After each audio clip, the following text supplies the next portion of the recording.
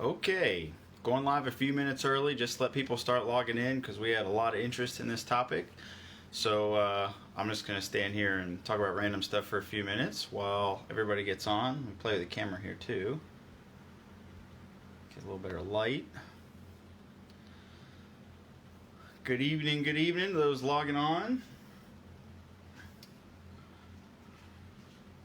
Like I said, we'll give this one a couple minutes. We had a lot of people interested, and hey Tiger, how's it going?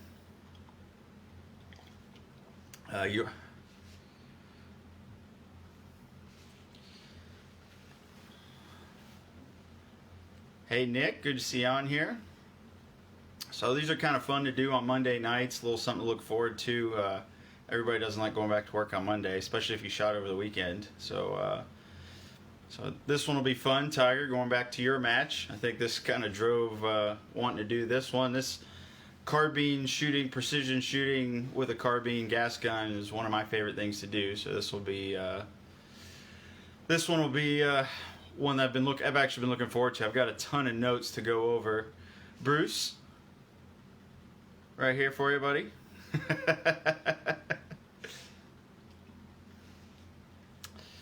So yeah, but so carbine shooting, run and gun.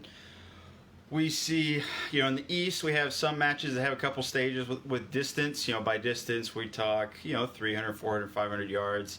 Tiger's match, coming up, he's been teasing everybody or encouraging would be the nice way, or making people feel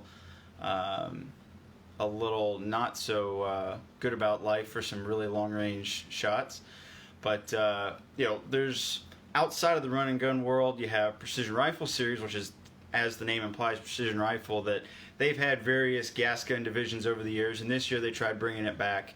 And there are other matches out there, some carbine stuff. There's a really fun match if you like precision rifles and you like precision carbine stuff.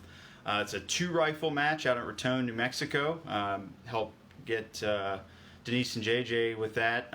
Night Force sponsored the early couple years of that match, but it's both run and gun long range carbine for the run and gunners with some precision rifle stages, and you shoot both in a 5-minute window for 10 different stages. So that one's a good one. Ash and Jack from Quantified Performance, they've really been pushing hard down in South Georgia at Arena, and I think they're talking about doing more matches elsewhere, having other people help out with that. Running, it's all semi-auto precision rifle related. When we say precision carbine, what are we talking? I think it's worth defining what is precision carbine shooting. So we'll start normal carbine stuff. I would say most people would feel comfortable saying a carbine is a 0 to 200 yard gun. By that, it could be a little further, could be a little less, depending on the barrel length. But if it's shooting supersonic, so not a subsonic 300 blackout, but if it's shooting supersonic 300 blackouts, 5.56, 7.62 39, 5.45, pick your cartridge. But if it's got a red dot, maybe a 1 to 4, 1 to 6 on it, 0 to 200, maybe 300 yards. That would be, I guess, most people consider a typical carbine distance. And why that distance? Well, ballistically, the cartridges are supersonic, and you can almost treat the gun like a big pistol. If we're shooting a larger torso-sized target, whether it's an IPSC target in matches, as an LE guy, or home defense use, ranch defense, whatever it happens to be, that 0 to 200, 0 to 300, if you have a 50 or 100 yard 0, you can generally hold kind of middle of the target and basically treat the gun like a big pistol. Is put the sight on the target, pull the trigger, and you're going to make a hit if the target's big enough. Now we start shrinking target size, that's a little different story. But generally, a lot of people consider a carbine a 0 to 2 or 0 to 300 yard gun. Now you get into mid-range shooting, which is where kind of the emphasis of this is for the most part. And that's that 2 to 300 all the way to about 600 or so. Now that also depends on what you're shooting. A 10.5-inch gun, 600 yards is pretty far, but a 16-inch AR, 18-inch AR, it could actually, with the right shooter, be a 700-800 yard gun. Now, you don't have a lot of energy on target at that distance, but it could at least reach that. So a skilled shooter could take that carbine from what was a 0 to 2 or 300 yard gun and a 0 to maybe a 600 or 0 to 700, 750 gun. The military called them DMRs, designated marksmen. The Mark 12 rifle. If anybody's into cloning military guns, the Mark 12 is a 5.56 accurized gun. You know, here's kind of a modern version of something like that, a Knight's Armament 18-inch with a bigger scope. You know, that's still a very viable in the right hands. This thing's kind of a death machine. So, little definition on that. Long range, you really start getting beyond that 600 to 800. You know, if you're shooting a 308 with match ammo, it's an 800-yard gun. But you start getting beyond that 600-800-yard mark, you really start losing a lot of energy. The wind is really pushing the bullet a lot more, and a lot of other factors come into play, like your distance to target. You know, because the bullet is losing energy, that trajectory is increasing more and more. That bullet angle as it comes in, you have to have a very, very accurate range to the target. Just because if your range is off, you know, your bullets are coming in high or low. Just if your ammo is not good enough and the range isn't good enough. What are we talking? So the scope of what I want to go over is basically that: how can we take a carbine, you know, run and gun rifle, which I would say the more common in run and gun is some kind of carbine with some kind of low power variable, 1 to 4, 1 to 6, 1 to 8 type optic. Yes, muzzle brake, Bruce. I'm normally a polite shooting and suppressed shooting, but so anyways, so taking a run and gun carbine to its max distance. Now, what we're going to talk about can also apply to red dots. It can also apply to other guns, but the emphasis of what I'm going to talk about, and maybe a few little shortcuts here and there, it's related to how do you get that carbine to hit a decent sized target. We're not talking PRS, we're not talking little 4-inch plates of 400 yards, we're not talking, you know, really tiny stuff, but a, say, BC zone steel, an IPSC target at 600, which is still a decent shot if you don't know what you're doing. But how can we take a carbine like that and make those hits on target? You know, once you know what you're doing, the process applies to anything that you're shooting. So whether it is that 16-inch gun, whether you have an AR or a lightweight scout gun that's got a bigger scope on it, or even one of my actually favorite guns to shoot is I have a little 11.5-inch that I've got a 1 to 8 on. And this thing, about 550 yards, is a machine. So principles will all apply. So more common picks up an NX8. Yeah. So for those who don't know, I do work for Night Force, but I'm not going to give you the shill. Good optics matter. We'll talk about why a little bit. But so anyways, so we talked about what are the carbine distances, where we're going to apply it.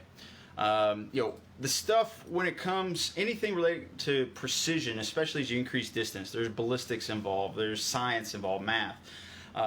You know, when I talk about long range shooting, whether it's with carbine or a bolt gun, you do have kind of two. I like to break it up into two chunks to make it a little bit easier to manage. You have your science and math, the ballistics, the what is the gun capable of performing part, and the application side. If one is not ready for the other, if you have your ballistics squared away but you don't know how to apply it, well then you just need to work on your shooting. But if you make the best position in the world and you don't know if your gun's really zeroed that well, you don't know your velocity of your ammo, you're just kind of pissing in the wind, sending rounds downrange, well, you're not going to have a high chance of success. So they're both equally important, but that science and the application, kind of isolate those and break it down so it becomes more manageable in the information. So we'll talk about the science part first. I'm not going to go too nerdy on you. Save a lot of that for the precision rifle stuff, but you do need to do some of that. Now, in terms of how much science is involved, well, that depends on the shot that you need to make. If you need to shoot little plates, well, a lot more of it matters. If you want to shoot really long ways away, a lot more of that matters. With a carbine, with any kind of rifle that's really out to 500-600 yards, a lot of stuff that, spin of the earth and things like that, that doesn't matter. Now, if we're shooting 338 Lapuas at 2,500 yards, yeah, that stuff matters. But for carbine shooting, you need to know enough to be able to connect on target, but you also don't want to get so much inside your head with really what's useless information. So again, this is something that really we could do a 2-day class over and still not cover everything, but I'll try and condense as much as we can for the conversation. So going back to science part, doing the work ahead of time makes a big difference when you get to the range or when you're shooting. It is more boring. I call it administrative shooting. Wife sometimes, oh, you're going to the range again. Well, no, I'm not going to the range to have fun. I'm going to the range to check my zero. I'm going to the range to gather data. That's not fun to me. That's administrative shooting. Still better than going to the office. It's still shooting, but it's not as fun because it's very methodical, and for a lot of times I got to do stuff for work. So I got like 5 or 6 guns, and I got to do them all for work or something like that. So still fun because it's shooting, but it's not fun because it's not running drills. It's not doing anything. It's how good's the zero? How fast is the bullet going? Let's double check the drops, things like that. So I say all that because what we want to do is baseline the gun. What is it capable of performing? If we don't know what the gun's going to do, we can't have a reasonable expectation of how we're going to hit that target. You know, if we don't know that the gun's either shooting like a shotgun or it's putting nice little groups downrange, if we don't know what it can do, we can't expect to shoot little groups at long distance. So some of the things when we're considering baselines of a gun, what are we considering? Obviously accuracy. You know, you're sending a cone of fire downrange that gets bigger as distance increases. So what's 1 inch at 100 yards becomes 6 inches at 600 yards or 10 inches at 1,000 yards. That's if it's a 1-inch gun. If you have a 4-inch gun, well, now all of a sudden it's an increasing cone in that size. So match directors will put bigger targets, but if your gun doesn't perform as well, well, you're going to need that bigger target just because your gun's capable of so much. So the accuracy expectation of the system is a big one. And we'll go through and deep dive in these a little bit more on things to look for. Ammunition consistency and the performance of that ammo in the wind. That's another one. How good is that zero? Is your ballistic data validated? Not just the box of ammo said this. Well, clue, don't follow what the box says. Have we verified that, okay, the ballistic computer that we did all the math on says at 500 yards I need to do this. Well, does that equal to a real world result? And then lastly, and probably most important that everybody wants to ignore, is shooter performance and expectations. As shooters, we have good days and bad days. So understanding, over time as you shoot, understanding if you're having a good day or if you're having a bad day. Because if you're shooting on a bad day, maybe the information you're collecting on that administrative shooting side isn't going to be as valid. So again, going back to accuracy, we're shooting a rifle system. We say rifle, but it's really the system. You have the rifle, the scope, the mount, the ammo. The magazines, depending on the cartridge, can have an effect in a weird way. If you have some homebrew that you're not really sure how it's running, but all of that will create an inherent accurate capability, and that's with perfect ammo. So now you add the ammo component to it. What of that system, how good is the ammo going to perform? The bullet selection as distance increases. Why do long-range shooters shoot expensive ammo? Well, it's not just about the bullet itself, it's also the consistency. So we want a good bullet that is usually a little on the heavier side relative to the cartridge. So like on a 223 or 5.56 gun, if we shoot 55 grain ammo or 62 grain ammo out to a couple hundred yards, that 69, 73, 75, 77 grain ammo has better performance at distance. So I don't know how much you can see. So here is a 53 grain VMAX, one of my favorite. It's actually a high performance for a little bullet. Versus a 75 grain. And you can see just the length alone. See if there you go. So just the length alone tells there's something different. Well, the increased weight, the better aerodynamic shape is going to, the bullet is going to retain energy, so it's not going to slow down as fast, and the wind's not going to push it as much as it goes downrange. So as we're shooting that 400, 500, 600 yards, the wind is pushing on it a little less. Or if we don't see what the wind, the wind might be changing on us, and it usually is, but a lighter bullet that's not as efficient is not going to perform the same as a heavier bullet. The heavier bullet might shrug off a mile or 2 hour change, while at 400 or 500 yards, a little 55 grain bullet is going to get pushed all over the place. So that's where the bigger bullet is going to give us better performance, as well as increased energy on the target. So it's not just about hitting the target, it's getting to where you can see what happens. Match director puts a bigger target at distance. If they don't have a flasher, the flasher breaks. A light bullet at distance, it might hit the target, but it's barely going to move it, or it may not move it at all, or give you a little indication.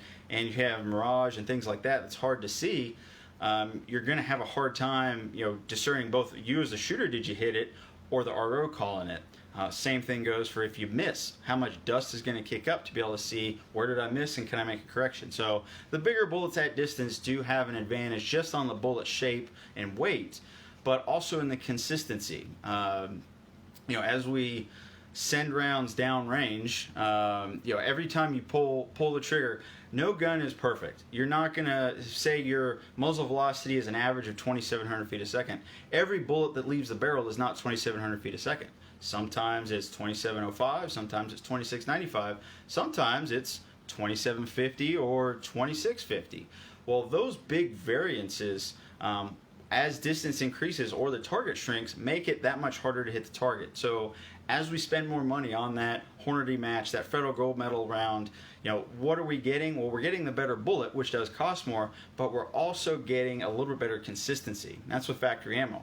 As a reloader, which I know some guys here in the comments are talking about it, I do shoot my own reloads as well, but we can talk about reloading is a whole other topic, let alone precision reloading.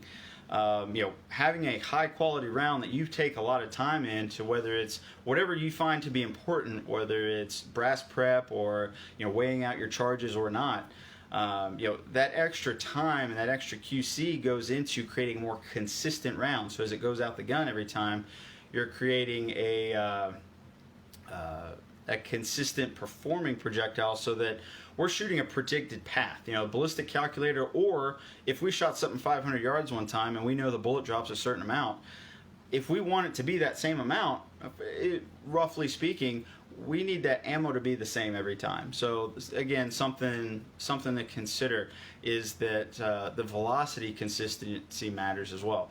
Get in the precision side, the actual consistency of the bullet itself. Carbines, we're not shooting far enough to where that matters. But like the ELR side, there's a lot of research. If you start reading into this, there's a lot of information out there. Some good, some bad, some excellent. But there's a whole trend right now, and ammo companies or projectile companies are working on how much of a clone can these bullets be, because at 3,000 yards, if the bullet shape is slightly different every time, well, that alone will create a miss, high or low. So, what are you paying for? The better bullet itself and better loading practices, and that's where it matters. Inside 300 yards really doesn't matter. Targets are close enough, the speed's fast enough, it doesn't matter. At distance, it does. So we talked about energy on target, talked about ammo and consistency. Going back to the gun itself, the inherent accuracy, and then the optics, one big thing, and this is just a disclaimer, regardless of the scope you have, the mount really matters, how often you check that zero, and proper torque when you mount it. Here's the work side coming out. Our biggest customer service issue is not a scope or a gun problem. It's a mounting the scope to the gun and keeping it repeatable every time. So that goes into part of that equation as well. So if you're always chasing your zero around, you might want to think about the mount and how you mount it. And then if that turns out to be good, well, then maybe you do have a scope or a gun issue. But going back to zero, so something that I like to check almost regularly is my zero itself, and we're talking about zero as in the alignment of where we're aiming at, the point of aim, to where the bullet's hitting, the point of impact. So 50 yards or 100 yards, very common carbine distances.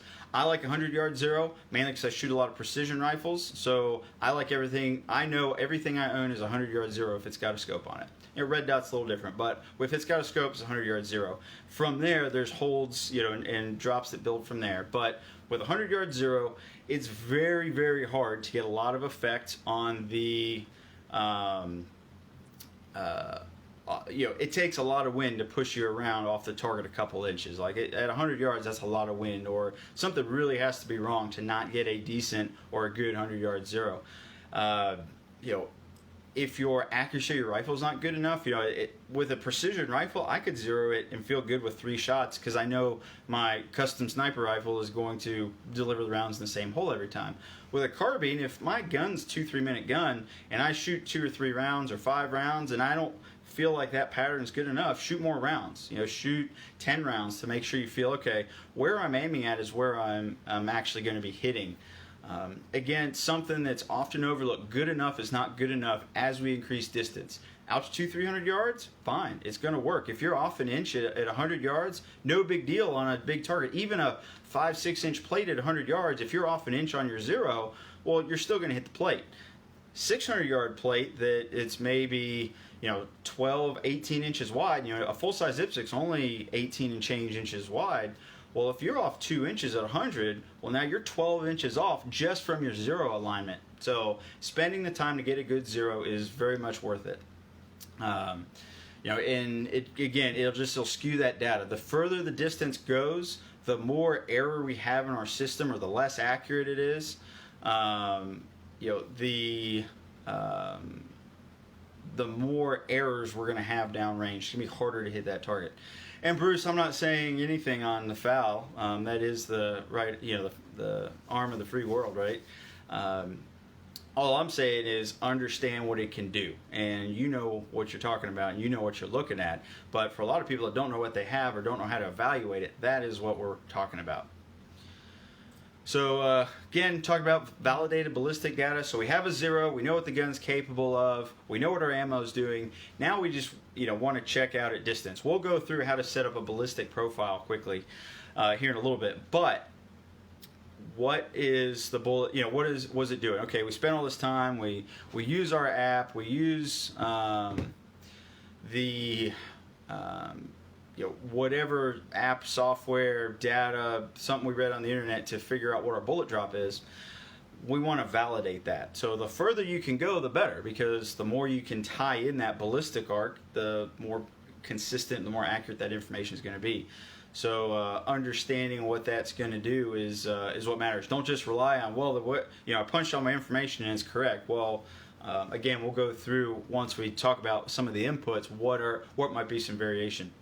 So Joe, on the adjusting the zero between clicks, that one, it depends on how fine your clicks are. If it's a quarter-minute clicks on your scope, well, that's roughly a quarter of an inch at 100 yards. That's a pretty fine offset. Kind of pick, are you left or right, high or low? I generally like to be a little bit on the high side, so if it's in between clicks, I might be high, just preference on that. Ultimately, going back to the ballistic app, precision rifles, this will drive guys crazy. You can input those offsets. So if turns out you're 0.3 of an inch high because you have a 10th mil clicks and you can't click up or down, you can input that offset. But find what's consistent and make sure it's consistent. The other thing is also make sure that if you do have some wind that day, it could be a 10 mile an hour wind could push it that last little bit. So just something to think about. So checking on it again. Bruce will talk about that the scope offset. A couple people have asked about that. I'll have that coming up. So that's the quick overview on some sciencey stuff, like all the stuff that goes into it. Again, going back to ammo wise, the little bit heavier bullets. I know we've got the 308 Master Race guys in here. The increased energy, that bigger bullet out for what we're talking about here, carbine distances, so 600, 700, 800 yards being a max distance, 308 has a lot more energy. So it's going to, with a heavy 223 bullet, my bullet's going to drop a similar amount and have a similar wind deflection as a 308 with a lot less recoil, a lot cheaper to shoot, and a lot more rounds in the mag. From a gaming perspective, that's pretty nice to have. But if you're shooting a 308, it is a little bit easier to that 500-600 yards, and you do have that extra energy on target. Now you shoot a 308 versus like a 55 grainer. Well, the 55 grainer is just not even close at 400, 500, 600 yards. So talking about ballistic apps, we don't have time. I'm going to use the Applied Ballistics. I put a sheet on the Facebook page for the event, just kind of goes through. It's kind of in the order of the Applied Ballistics. There's a lot of great apps out there. I like the AB stuff. Hornady has their Fordoff program, which, again, we can really get in the weeds, but they have some radar-tested information, as does Applied Ballistics. Again, there's a lot of apps. Really, it's understanding what you have and how to make it work. So, let's see here. Good zero. Double check my notes. I've got a lot of notes on this because I don't want to go too far down the rabbit trail, but give enough. So science-wise, understand what your gun's doing, validate that data so that when it's time to go to the match, when it's time to go to the range, we understand where the gun's hitting so we can apply it. So that's kind of the primer on that. Application side, and this will get into a lot of different bits and pieces. By application, it's how to apply that ballistic path to the target to solve your shooting problem. how do we use that science, whether it's positions, multiple targets, targets at range, wind, all those things is what I would consider the application side to it. So first and foremost, most important thing for long range shooting, a lot of people would say it's the wind, it's actually the target distance. If you don't know how far the target is, you're really just sending rounds downrange.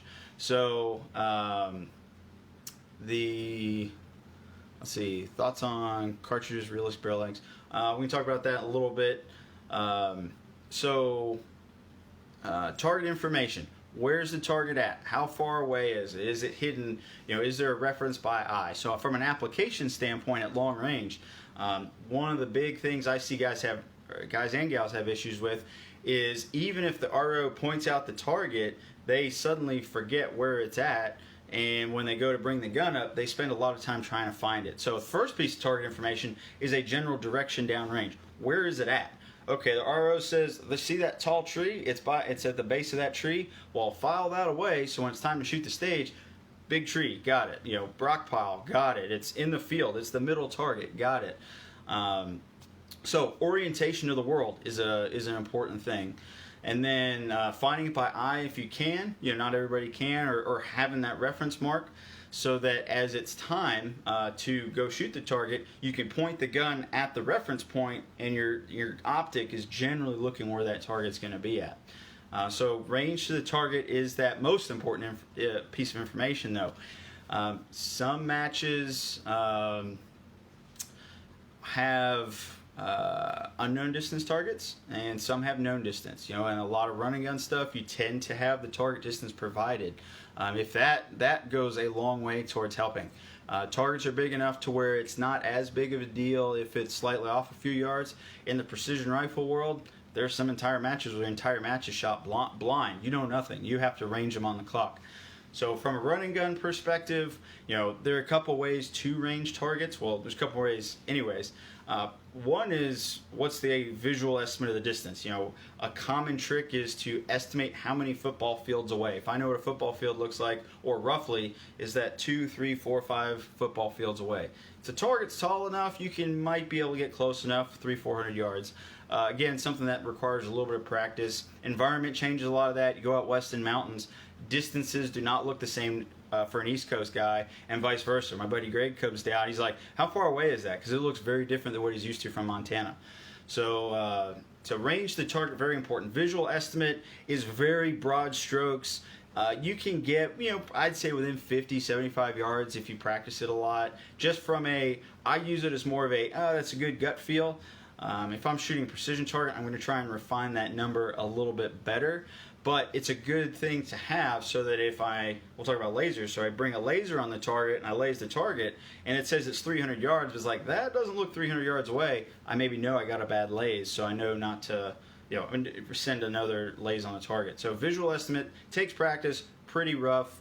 Carbine distance, 200, 300, 400 yards, hold a little high, a little higher. You can walk it in, if you have the backdrop. Again, it's not efficient and it's not very accurate, but it is doable. Bruce will come back to your position, touching the ground, things like that when we talk about position here in a second. Lasers is the best. It's 2020. We live in a laser rangefinder world. Run and gun matches haven't gotten to the point where you need that. Tigers match coming up. There's 2 guys carrying gear. Small laser rangefinder can go a long way. I personally like binocular rangefinders. A lot of stuff I do that's not run and gun related. I like both eyes because I got to find targets. A rust-colored target against a rust-colored rocks. Both eyes helps with that. But lasers really make the world go round for getting a very precise distance. And as an industry, has enabled a lot of shooters to make very precise shots at crazy distances. Milling is an older technique, so actually using the reticle itself and using mathematical formula. If you know what that reticle subtension, so the space between certain lines or dots in your reticle, there are some mathematical formulas where if you estimate or you're given the target size, so if you know you're shooting a full-size IPSC, you know the dimensions on that if you did your homework ahead of time, or you just kind of know. Like, I know an IPSC is generally 18 inches wide, so if I know how wide it is and I can measure it in my reticle, I can either do a field expedient calculate math, or like something, again, not necessarily running gun related, but Kestrel has a pretty cool feature to be able to punch that in and give you the range to target pretty quickly. It's again not the precision rifle world's moving away from it. From a field expedient standpoint, you need to know the target size or be very good at approximating distance. If you want to play with it, run some scenarios and see if I'm off on my target estimation on the distance. You can get some pretty gross errors as the target distance increases. So there's another handy tool called a mill.master. I forgot to grab it out, where it's a slide rule, same kind of thing, where you can do a quick approximation of target size, milling, and get a rough distance. But again, it takes practice. Milling takes a lot of practice. Minute errors, so if your reticle and your crosshair is not very fine, it's going to be pretty tough to get a precise distance. 500 yards with a carbine, if you're off 25 yards, you might be missing the target high or low. So something to think about. So lasers go a long way, especially when time matters. And again, one of those things, we can talk about lasers another day. There's different techniques too. Like if a match director is pretty mean, he'd put it in the middle of a field so that you can't bounce the ground around it. A lot of lasers, if it's a cheaper laser, might not pick up just the target by itself. There's a lot of tricky things, that lasers, you really need to know what you have as well. So lasers are the best. Milling would be more accurate, but it's slower, but it makes a lot of assumptions. Visual estimation is just swagging it and sending rounds and keep sending rounds till you hit something. So that's kind of how do you figure out the distance. And then the best case is the match director's nice and gives you the distance. So that's target distance, most important. A couple ways to figure that out. Wind is the great equalizer. So distance is most important, wind is the equalizer. Why is it so hard? Because it's consistently inconsistent. It's always changing. And how hard, you can't see what the wind's doing. You can see the effect of wind, but it's not like, it flows like water, but you don't get to see it move like water. You get to see the effect. At close range, inside 200-300 yards, you really need like a 30-mile-an-hour wind to have to hold, more than an inch or two. You're not going to hold the gun steady enough to really make a difference. Now, as far as mid-range, long range, the longer the distance, the more critical our wind call becomes. Also, how big is the target? So it's all relative. The level of precision we need is relative to the size of the target and how far away it is. If it's a big target, if you're getting big targets out there and you feel there's a lot of wind, we'll just hold the right edge or the left edge into the wind and you're probably going to hit the target. Now, if it's a lot more, it can get pretty serious. So I've got some examples here from MathWise. So if it's a 4-minute plate, a lot of matches will advertise it's going to be at least a 4-minute plate or larger. So at 400 yards, with my match loads, my 73 grain ELD load, a 4-minute plate at 400 yards, it can be up to a 12-mile-an-hour wind. I can hold the right edge or left edge, and it's going to clip the target somewhere in there. At 600 yards, that's a 4-minute target. It can be up to an 8-mile-an-hour wind. I can hold the right edge of the target and still probably hit the target. Now, if it feels like there's more than that, we can hold more wind off or on the target. But for the most part, you can't be ignorant and say, oh, there's a lot of wind, but I'm just going to hold center. You need to actually give it some thought, especially as distance increases. So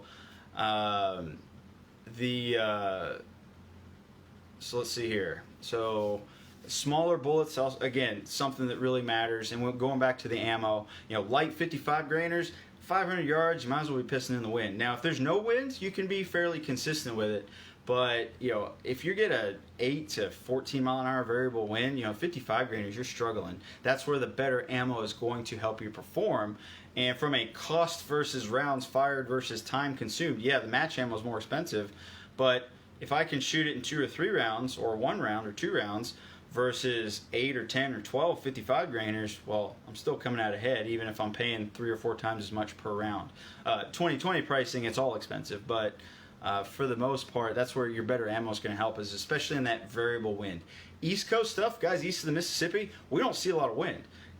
Texas, Oklahoma guys, they're very good in shooting in the wind because they have a lot of it. Guys who go out west, they're very good at reading the wind because they have to. They're shooting in mountains, they're shooting in canyons and draws, and they have a 15 or 20 mile an hour sustained wind. So you need to be able to understand, at least at a preliminary level, how to hey, is it coming from the left or the right? Is it coming straight at me? There's different effects. How much does that matter? But for the most part, you need to give the wind some respect. Again, as distance increases, the more it's going to matter. Practicing reading the wind, it is an art form. It's not something you learn overnight. It's something that I wouldn't say I'm the best wind reader. I've done it a fair amount, but there's still guys that they can read it. There's a reason some of the long range guys are really good, because they understand what the wind's doing. There's some legendary guys. If you ever see a class from a guy like Emil Praslik, who is an AMU coach, and particularly on the wind, I mean, he is there's so much you can learn, and you think, well, it's just what's the wind doing, but what's it doing at distance, and there's a hill and it's coming up or down the hill, and it might be swirling around. I mean, there can be a lot. With precision rifles it matters, but with carbine stuff, you need to at least be able to understand where it's coming from. Is there a little bit or a lot of it? If there's a little bit, maybe hold an edge of the target. If there's a lot of it, well, maybe I'm going to start at the edge or keep holding more at you. Wind coming straight at you or behind you, so a headwind or a tailwind, for the most part, if it's very strong at carbine distances, pretty much hold center or favor. If it's maybe coming like from the front left, maybe hold a little left, or if it's coming from the front right, a little right. But for the most part, even if it's very strong, you generally should be able to hit the target with a bigger target. Again, it's relativity. So carbine stuff, kind of hold that straight up. You do, again, the more you do it, the more you see stuff. Sometimes you get it, push it a little high, a little low, but that's where the winds. The wind is the equalizer. It's pretty crazy what it can do, but that's going to matter. A couple ways to read it. Flags, generally running gun stuff, you're not going to see flags downrange. Now, you might get a flag like an American flag at the starting line, or you might get an old flag on part of a range or a windsock somewhere. But for the most part, ranges like you would see on a fixed distance range, they're not out there. There's a quick, you can take the angle, how far it is off the pole, divide that by 4, and that'll give you a rough mile per hour. So the angle in degrees divided by 4. The problem with that is it's limited up to about a 20 mile an hour wind, but other issues can affect that. If the flag's wet, it doesn't react as much. If it's too strong, again, you're not going to get a good read. It works, but it's not always the go-to solution, especially if it's not there. So with carbines, we generally don't have a lot of magnification. A lot would be an 8 or a 10 power scope on top of the rifle. Depending on distance, depending on conditions, you have what's called mirage. So the mirage is radiation beats down on the Earth's surface, and you have heat waves coming off the surface. Well, as that comes up, moisture evaporating, heat waves coming up, the wind will affect that. If there's no wind, it looks like a boil just kind of coming up through the scope. You might not be able to see it with a 4 or 6 power scope. You might if the condition's strong. If it's a high humidity day, you might see it. Wintertime, or there's a lot of wind, you might not see it. But over time, you can learn the amount of that mirage movement can actually affect how much how much that wind is affecting the mirage determines the wind value. If it's boiling straight up, there's not a lot. If it starts to angle over a little bit, now you're getting 2, 3, 4 miles an hour. Starts to lay over a little more, you're getting 6, 8. And if it's running left to right, well, you've probably got a 10, 12, 14 mile an hour wind. The problem with mirage is, again, if you get an extreme amount of wind, it's just running and you can't get any kind of approximate value. So for a lot of times, it's good. It's also good for catching direction. So which direction the mirage is moving, that's what direction the bullet's going to go. So if the wind's coming right to left, the mirage is going to be dancing that way. So you at least need to hold right, because it's the wind's going to push the bullet in the target that way. So again, something that takes time to learn. You have to have the optics to do it. In general, from a running gun perspective, unless you can look through a spotting scope ahead of time, or you really know what you're looking for with a carbine with limited magnification, it's hard to tell what's going on. So the other thing is, what are you feeling? What's your face feeling? What are you seeing? What are the trees doing? What's the grass doing? So that's kind of the movies about sniping. They kind of like, oh, what's this doing? What are the leaves doing? But that does have an effect. Again, it's always an approximation. So if you feel a little bit of wind, it might be pretty light, but your hair's not really moving, it's not a lot of wind, or the leaves are barely rustling, or the leaves are dancing but the tree's still. How much, the tree rocking over, okay, there's probably a lot of wind if it's pushing trees and bouncing them around. If it's picking stuff off the ground, there's a lot of wind. Like, there are quite a few different guides to that, not just shooting wise, but from firefighting, from aviation stuff. Again, aviation is not as big of a deal at lower levels, but there are a lot of other people that the wind matters. So it's worth doing some research and learning and observing. Technology is one of those things as shooters that there are some pretty cool things available. The Kestrel, so I mentioned that before, so a weather meter, and there's not just the Kestrel, but the Kestrel is kind of like the, there's a lot of sodas, but there's only one Coke, but everything's kind of a Coke in the South. The Kestrel has almost become synonymous with a weather meter. So it has an impeller in it, so I don't know if you can see it moving, but it can measure that wind speed as it passes through there. There's a couple techniques to using these. You can determine some crosswinds. You can do some quick, holding it if the target's straight down range. You can hold it 90 degrees and get a quick rough idea of what's a crosswind doing. For precision rifle matches that I have an unknown where I don't even know where their targets are at, I might pull this out real quick to get a wind capture at my location. Haven't had to really use it at a run and gun match yet, and I haven't really carried it, but it is something that can give you a sensor-driven input on what the wind's doing. But again, it is also something you can overthink it.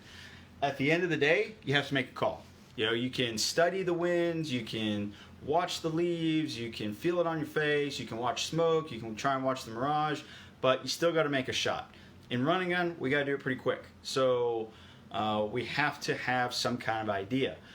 What I like to do, we'll talk in kind of writing down data card, is if I'm expecting anything past about 300 yards, I will have not just my bullet drop, but I will have a approximate mile per hour value for each distance. Again, based off of my validated ballistic data. So for me, I very much like a 4 mile an hour rule written down. For me, 4 miles an hour, it's an easy multiplier. So I can cut it in half with a 2 mile, very light wind, so that's a 2 mile an hour. 4 is some, I can double it to an 8, I can triple it to a 12, I can quadruple it to a 16. So the number there is a base value that I can apply to what my guess is. So if I roll up to a stage and like, oh, there's some wind, it's coming out of the right, well, let's just see what 4 miles an hour will do and make a shot. Now, by having those rules, I can say, okay, just throwing a number out, it's a half a mil, so I'm going to hold a half mil in my reticle, send a round, and I watch it miss off the left. Oh, that's actually a full mil. So my 4 mile an hour was a half mil. Well, that's an 8 mile per hour value. Make a correction, make that shot. Now, if I have multiple other shots, now I know, okay, I can translate that. It's 8 miles an hour worth of wind. So at 400 yards, I have my 8 mile an hour hold. Instead of saying, oh crap, what do I do next? Do I hold the same? Well, if I'm shooting 400 to 600, it's not the same wind value.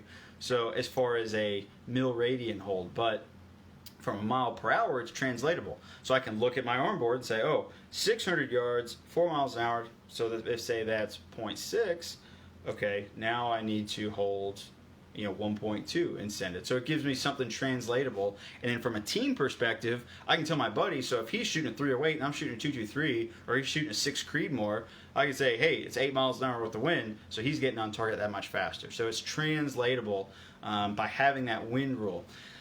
Ultimately, making that wind call is for the first shot. If you build a good position when you're shooting, we'll talk about that in a second. If you can watch that bullet effect downrange, whether it's a hit or a miss, you can learn from it. Once you see where that wind pushes that bullet, gotcha, I know what the wind's doing. And if you shoot fast enough, the wind's not going to change too much. If you wait 5 minutes, well, the wind's going to probably change. But that round going down range is telling you something. The wind's going to push it, even if it's the wind could be honking where I'm at, but there's a pile of trees in the way to the target. Well, there might not be a lot of wind, so you got to make a guess. Make the best guess you think it is. Send the round, but watch where that bullet goes. That's what's probably most important. Is don't get too wrapped around the axle on what it's doing. Especially with a semi-auto carbine, it's a semi-auto. Pull the trigger again. you see what happens, make an adjustment, send the round again. So, but having that rule built in, like on my data, especially at distance, I can translate that out. So, carbines generally can favor bold corrections. Again, going back to target width, you can measure your target width in your reticle if you have time. You can translate that. Well, we can talk about that later if somebody wants, but generally what I'll do is if the wind's coming out of the right and I can't really tell, if it's, say, not a ton of wind, I'll just hold the right edge. Well, if it hits, okay, well, I'll just hold the right edge on the next one. Or if I can see it, like, hey, I held the right edge, but the plate pushed backwards from the right, oh, I actually hit on the right edge, so I don't need quite as much wind. But with a carbine, the targets are big enough, kind of a center, left, or right edge hold. If there's a lot of wind, hold off the edge and see what happens. From there, make your adjustments and keep shooting. That's really what I do. It's that I gotta take a guess. If I was shooting a 6 Creedmoor on a 6-inch plate at 800 yards, well, I'm going to be probably a little more studious in my guess. But the most important thing is seeing what's happening and applying that from there. So that's wind. You could spend a week studying wind. I mean, it really is. It's just one of those learned skills. Environment, so application-wise, environment. This isn't as big of a deal inside about 600 yards. You can measure the thickness of the air. It's a crazy concept, but it's always changing. Seasons change it. Your altitude above the earth changes.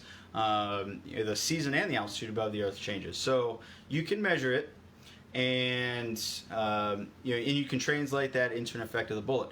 By that, the thicker the air is, the faster the bullet slows down because it's resistance on the bullet. So here in Georgia, say my bullet drop to 600 yards is not the same as a mountaintop in Colorado. Again, something like a Kestrel, even your phone, if you're using a phone app, it can pull an approximate environmental condition that's around you, that thickness of the air. There's a couple ways it's measured. I use density altitude. If anybody's a pilot, they kind of know what that is, but the density altitude being a measurement of the thickness of the air, the pressure of the air, so how thick it is. So I wrote down a few examples. Basically, at 300 yards, if I went from sea level to on top of a mountain in Colorado, the bullet is going to be 1 inch difference. 300 yards doesn't really matter. 500 yards is going to be about 4 inches of difference again, sea level, density altitude is 0, so the air is really thick going to really thin air.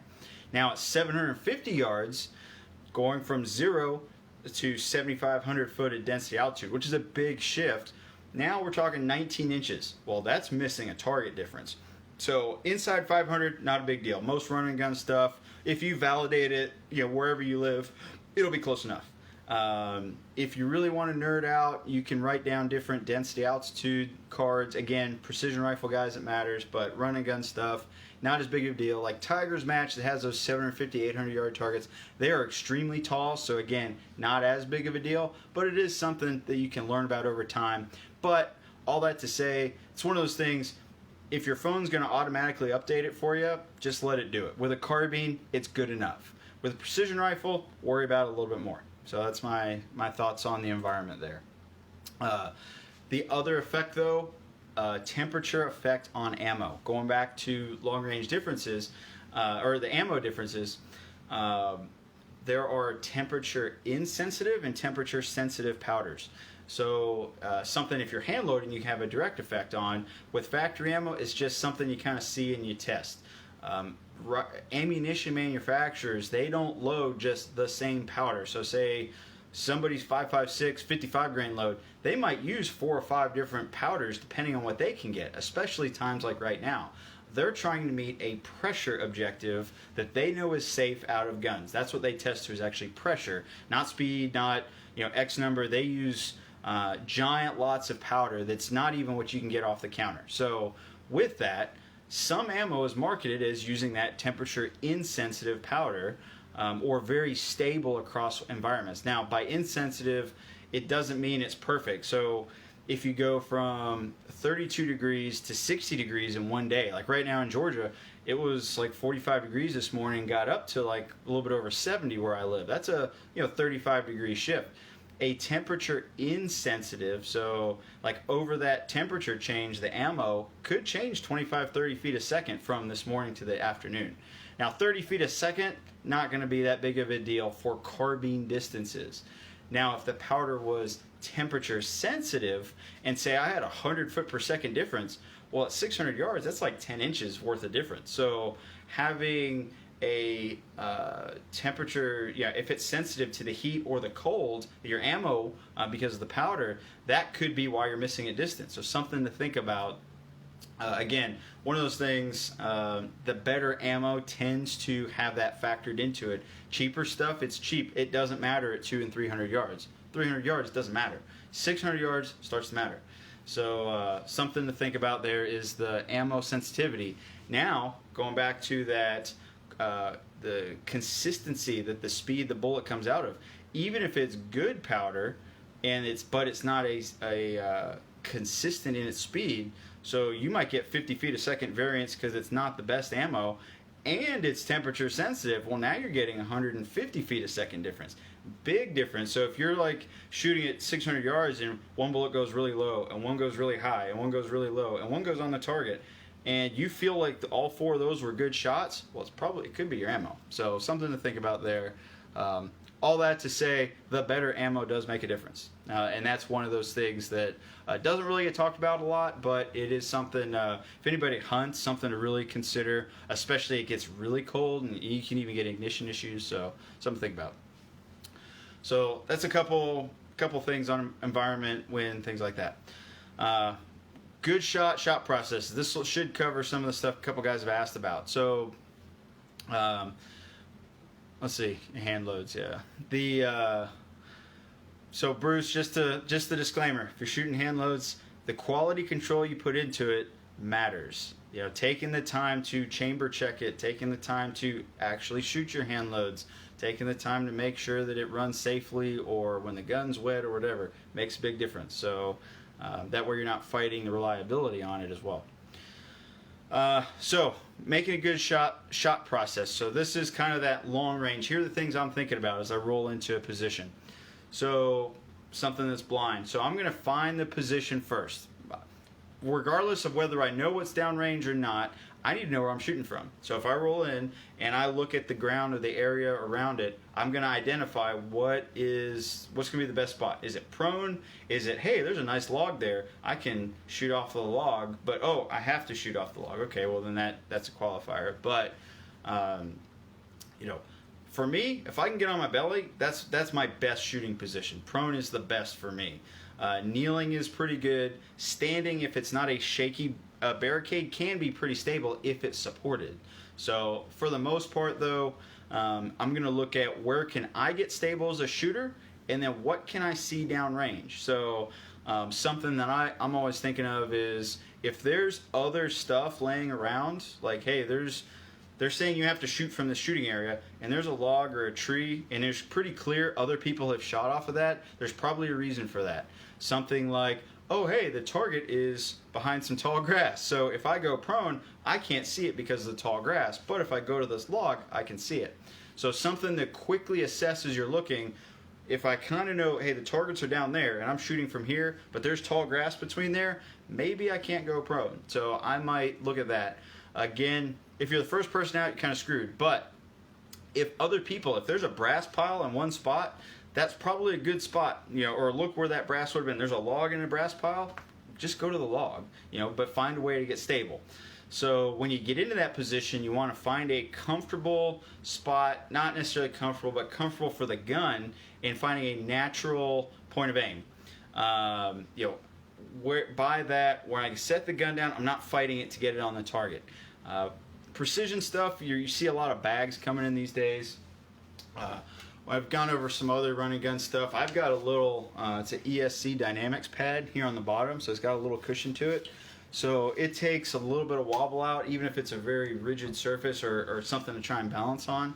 But getting the gun stable, and then in turn getting you stable, is going to make a big difference on longer range shots, because if you're wobbling all around, the gun's wobbling all around, well, one, you don't even know where you're making a good shot or not, but two, you're just not consistent at all. So finding a spot that you can get some kind of support is going to make a big difference. Trying to muscle it around, sometimes you got to do it. You just got to suck it up and do it.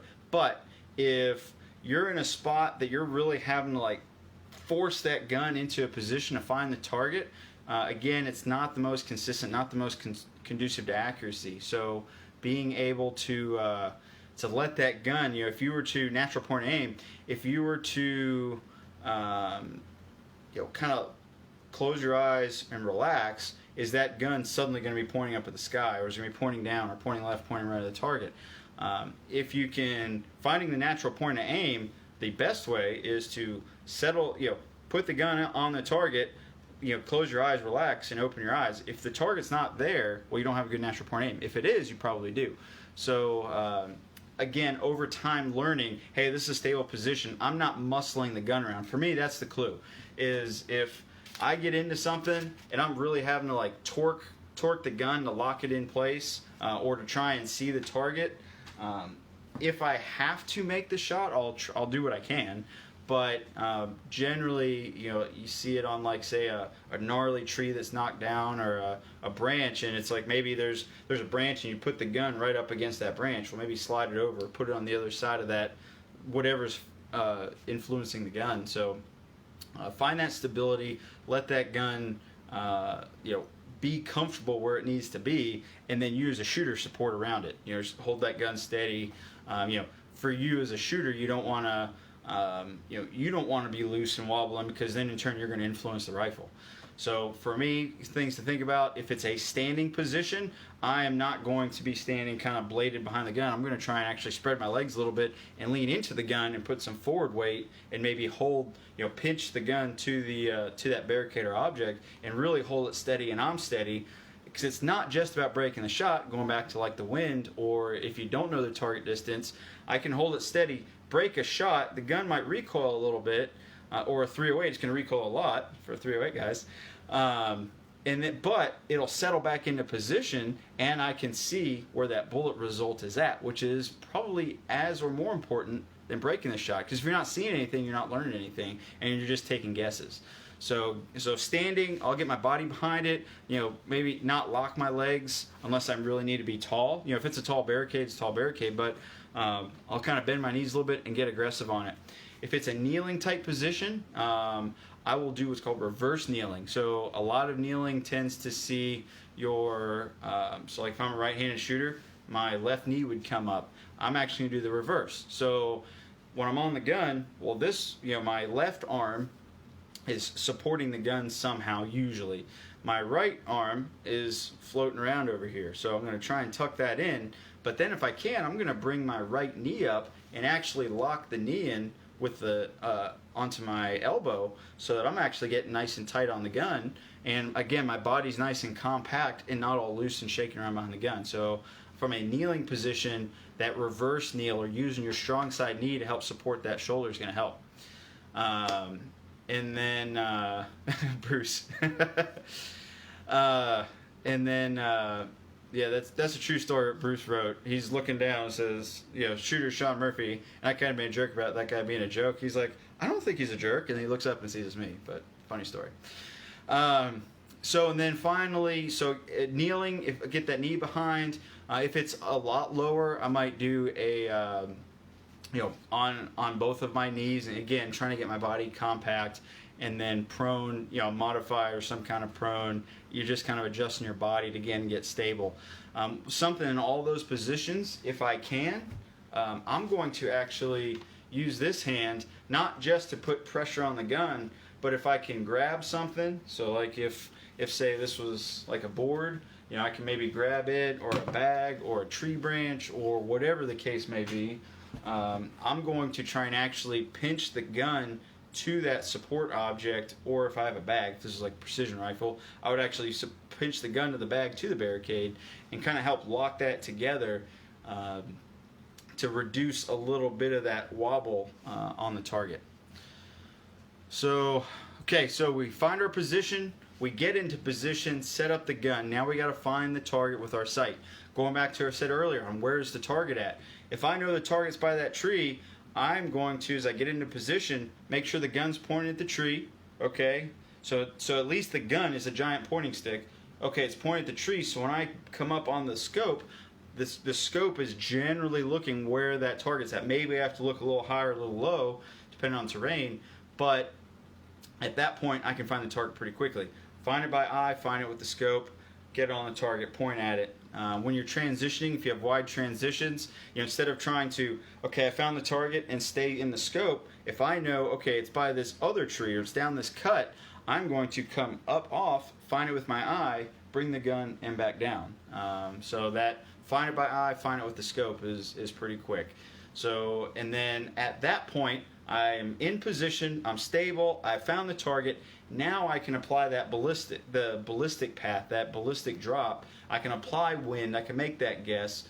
That's when I start thinking about it. It's not, oh, getting in a position, oh, there's a lot of wind. Well, that's not helping me trying to find my position. So at that point, now I can think, okay, the target's 500 yards away, so I need to know what my bullet drop is, and then I'll use my reticle to apply that. So by reticle, that's crosshair. There's a bunch of different kinds out there. You have minute of angle, you have mil radian, and you have BDC types. We could spend 45 minutes going over reticles, but the most important thing, use what you have and what you know.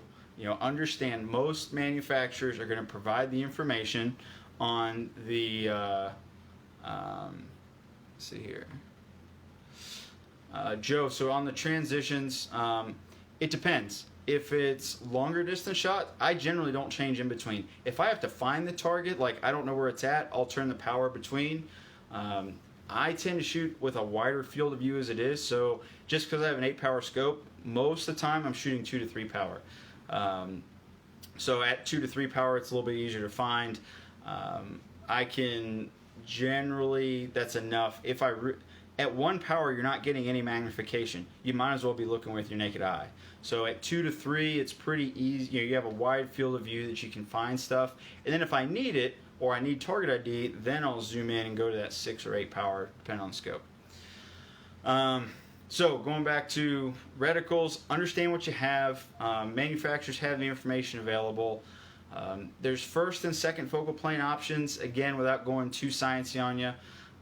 You have a tube within the tube on a scope. This is kind of the only stuff I'll give you on a scope. So there's something called an erector tube inside of here. And as you change power, so as I change zoom in, zoom out, you're moving lenses closer together, further apart. That's what magnifies the image. The first second focal plane is where that reticle is at, where that crosshair is. If it's in front of those magnification lenses, it's a first or front focal plane. So as you zoom in and out, those crosshairs, whatever the math is in there, is always true. Now, it may be hard to see at 1 power or 2 power, but it's there and it's true. But at 5, 6, 7, 8 power, it's the same. So I don't have to be at 8 power to know what those numbers are. Second focal plane, it's behind it. So as you zoom in and out, that crosshair is not changing size visually, but those numbers are changing because what you zoomed in and out of is changing size relative to those hash marks. So it's calibrated for one setting, like say a 1 to 6, they're generally 6 power calibrated for. Now you can do the math and know what say 3 power or 4 power happens to be. There's trade-offs to each. It's one of those things where guys coming out of the precision rifle world or have that kind of experience tend to prefer front focal plane. Closer range guys coming out of red dots like the second focal plane, mainly because the benefit to the second at 1, 2, 3 power, that crosshair is huge. It's not changing size, so it's very easy to see. It's very fast. Out to 200-300 yards, again, it's point and shoot. 200 yards, point and shoot for the most part. So I just need to pull it up and point and shoot it, which is a lot of the shooting that we do. But for if you have a first focal plane scope, there's quite a few out there, and there are several pretty decent reticles out there. If you have a reticle that was designed for a 1 to 8 type application, you generally have an easy to see feature set at 1 power, and then when you zoom in, you have a lot of You have your fine detail to make your holds, do your math, mill your target, hold your wind, whatever it is. And then there's BDC reticles, which, like on an ACOG, that's generally at a fixed. I think Vortex has a BDC reticle. Those, mil versus minute are they're a standard unit of measurement that it does change in approximate value as distance changes, but a BDC would be in turn be based off of a very specific ballistic path, and if your gun's not matching that ballistically and you're running something like a second focal plane, you can very much get lost in the data on something like that. So just a few thoughts there. Ultimately, going back to making the shot, applying the ballistics, applying the hold, the aim small, miss small approach. That's something that does come into play. Carbine guys, and I say this, I started shooting carbines for precision stuff. Close enough, good enough. It really, really is. Big targets, decent distances,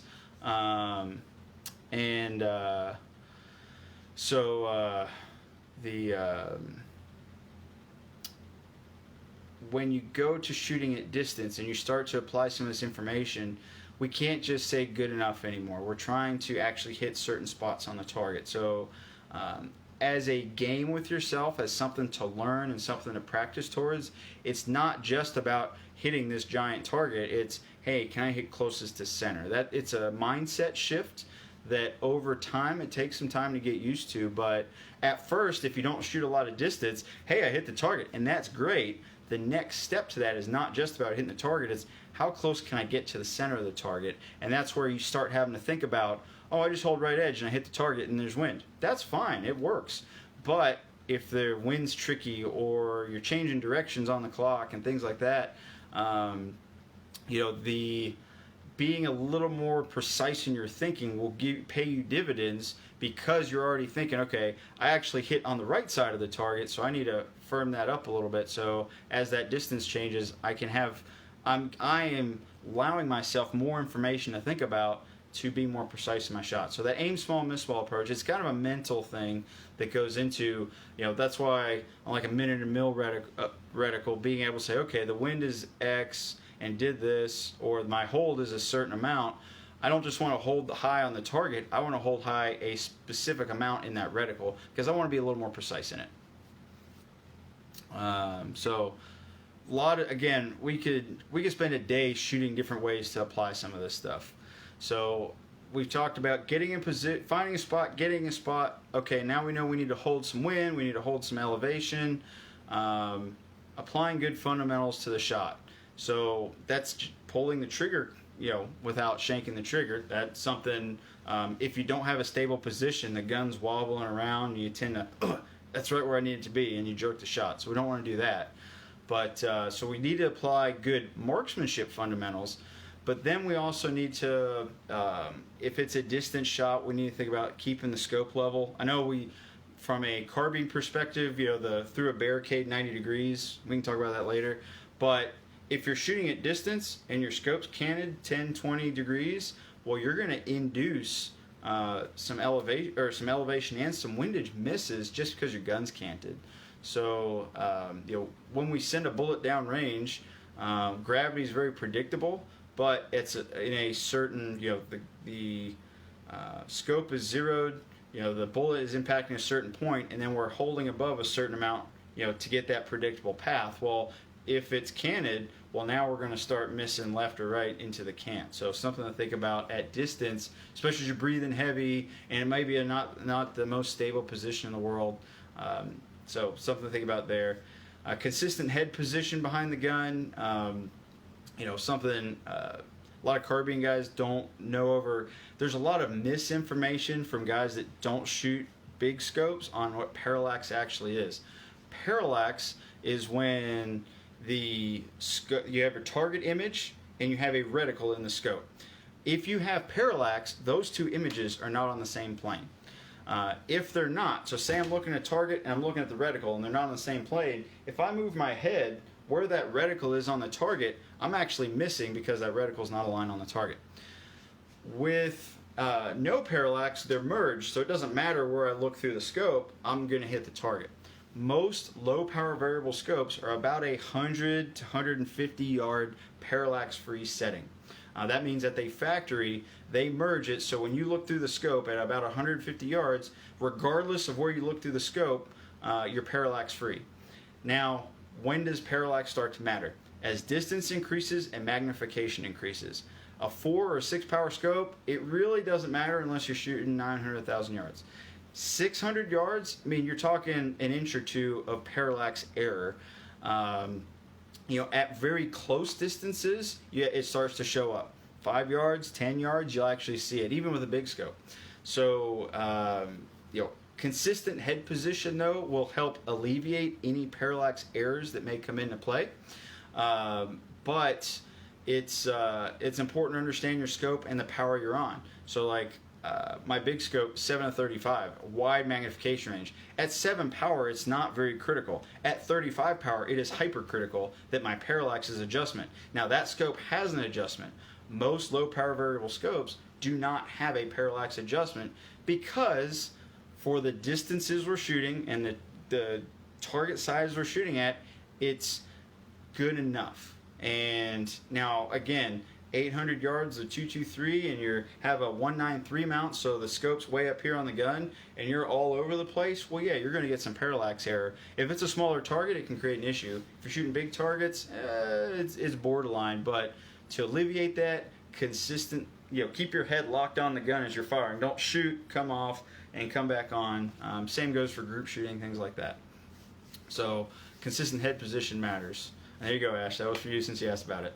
Again, clean press the trigger, and just remember, and take a half second, take a deep breath.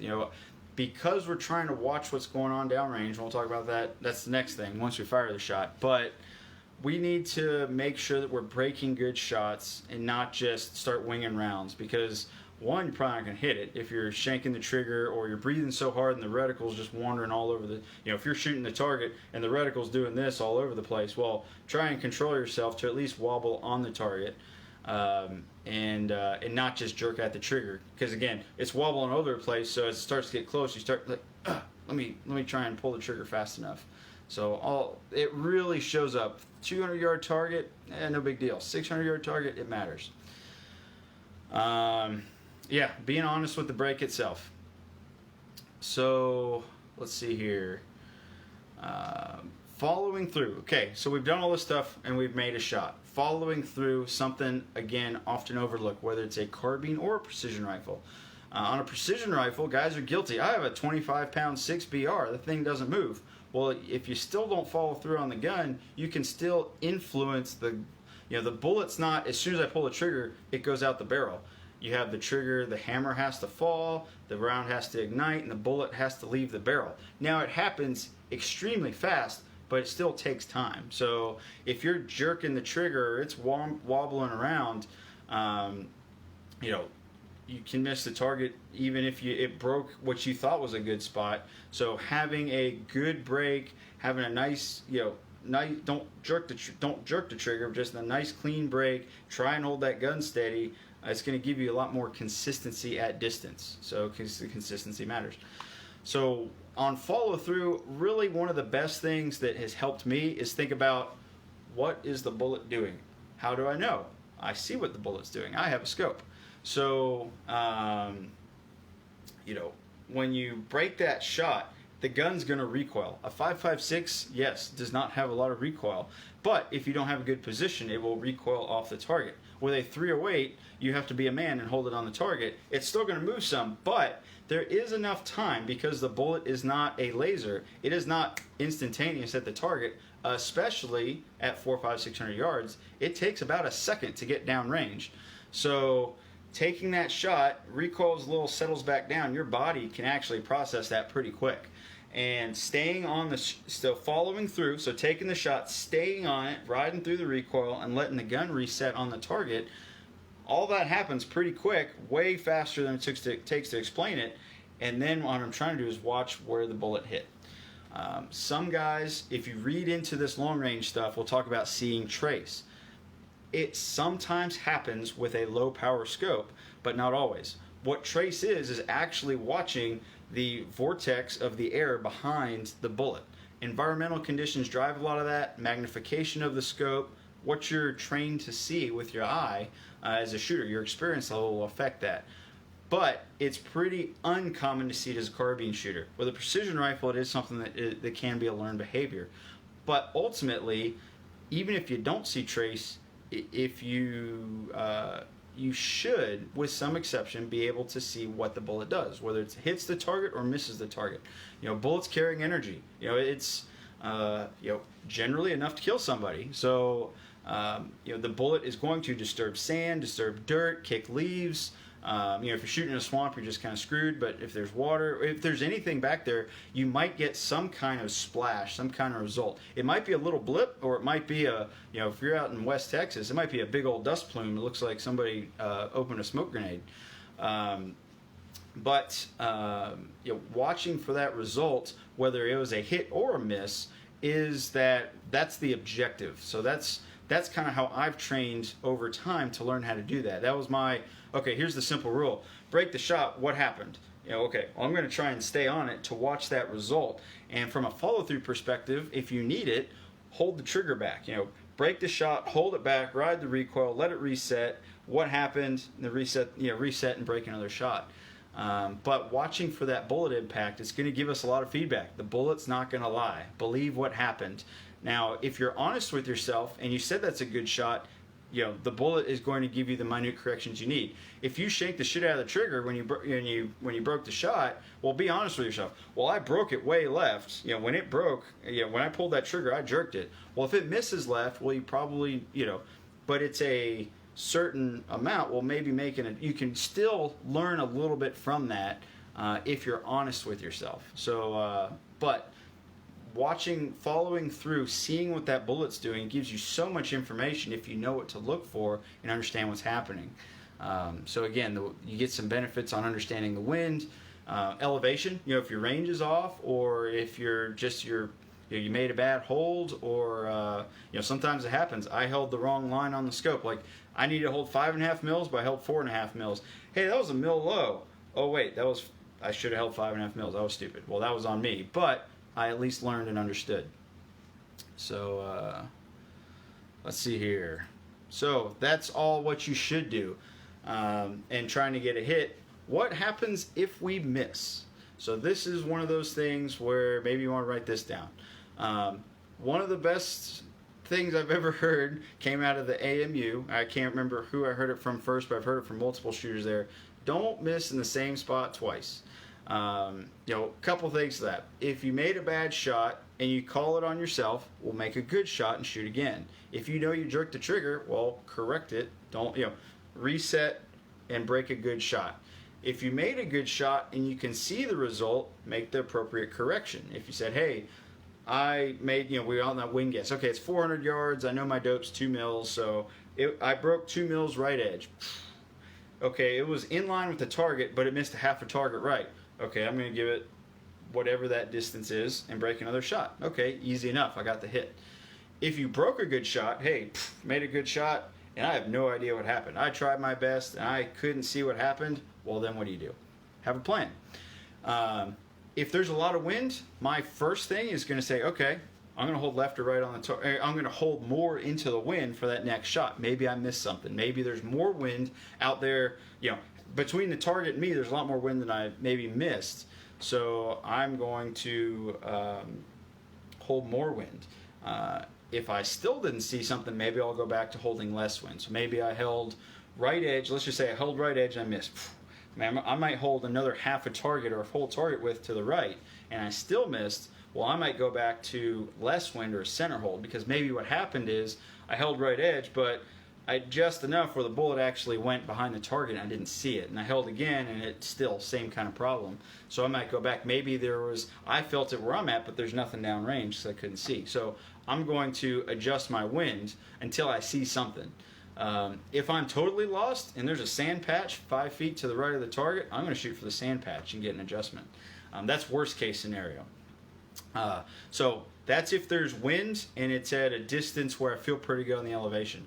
If I don't know what the elevation of the target is, but I feel pretty good on the wind, it's okay, maybe I'll start center, and then if it's that target's a little bit further, I'm going to hold the head and send another one. And maybe if I miss it high, maybe I'll see it. And then next, I'm going to hold the bottom edge, and I miss it. Okay, I should generally be able to see if I miss low below the target.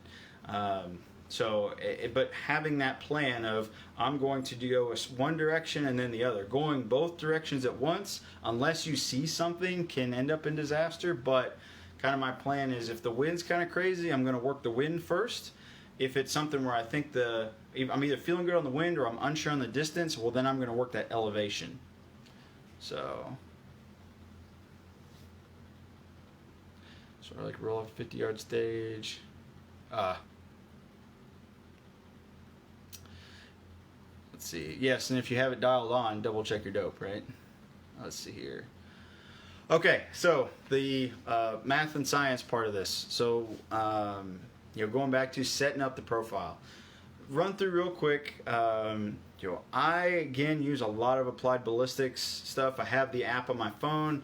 I have it on the Kestrels. Use it at work for different things. Also use Hornady's Ford-Off program. Same thing. I don't have the Kestrel, but I have the app version. The first app I actually started with was the original Knights Armament app.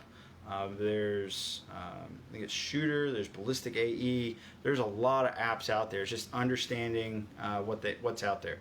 So stuff we need to input. So what's nice on the computers, instead of just the old way of gathering data, how do I know what my gun's going to shoot at distance? Was you lay down and you shoot each distance and you write it down and you had a data book. Over time, you have a book full of information on a certain load and a certain gun in certain conditions, and you just try and find some kind of mix that works for what you're shooting at. With a computer, a ballistic app software, we can account for a lot of variables very quickly. There's a lot of predictability. There's been a lot of research. It's one of the benefits of technology. The last 10 years, we've come a significantly long way from what we used to do as a long-range shooter. So from a carbine side, the same stuff applies. What I like to do is build out a profile for every gun I've got, even if it's a close-range gun, just so I have the information. It's pretty easy to do. It does take maybe an hour or two of your time for the first time you log into these apps and understand the pathway. Over time, it does get easier, so don't get intimidated. But fortunately, there's a lot of this information that's available just by looking at the gun or using a tape measure on the gun. It's pretty easy to do. So we can get most of the information very, very accurately. And ultimately, we build all of this. We get the most accurate inputs we can get, and then we validate it. So going back to what I said earlier about validating what we shoot. So that way, when we go do that validation process, which we'll talk about how to do, we know all the information we have is correct, so that there's only one or two factors remaining to adjust for. So with that, inputs. So we talk about the rifle first. So every ballistic app will have a few features, some more than others, on what they're asking for on the gun, but there's a few that are universal. One of them is your barrel twist. So that's how fast the twist of the rifling of your barrel. Usually it's engraved on the barrel or it's available on the manufacturer's website. So like in this case, on this gun, it's a 1 in 7 twist. The carbine stuff, it's generally close enough to where it doesn't matter that much. If you don't know and if it's a 1 in 7 or 1 in 8, just put one of the two. You got to put something in. For the stuff that it's going to affect, it's not super critical like it would an extended range gun. But generally, it's easy to find. So barrel twist, like in this case, 1 in 7. Next, you'll have something called a sight height, or sometimes called a height over bore. So on an AR especially, so we have the barrel. So we have the barrel running here, and we have the scope offset of it so high. So when the gun's oriented to the world, the scope is above the barrel a certain amount. What it's asking for is how high is the center line of the scope to the center line of the bore. The reason for that is it takes that into account. So as we're shooting at distance, when we zero the gun, we're actually aiming what we're looking at where the bullet's at. But as distance increases, you have an offset. So once they meet, then they diverge again at distance. So the calculator will account for that divergence. So generally, you're about 2.5 to 3 inches. You're about 2.5 inches for most, roughly 1.5 inch height mounts. 144s, 1.5 inches, depending on the thickness of your tube. A very quick measurement for that. Just take a tape measure and roughly what's the middle of your scope tube and kind of where's the middle of your barrel at, and that's going to be what that amount is.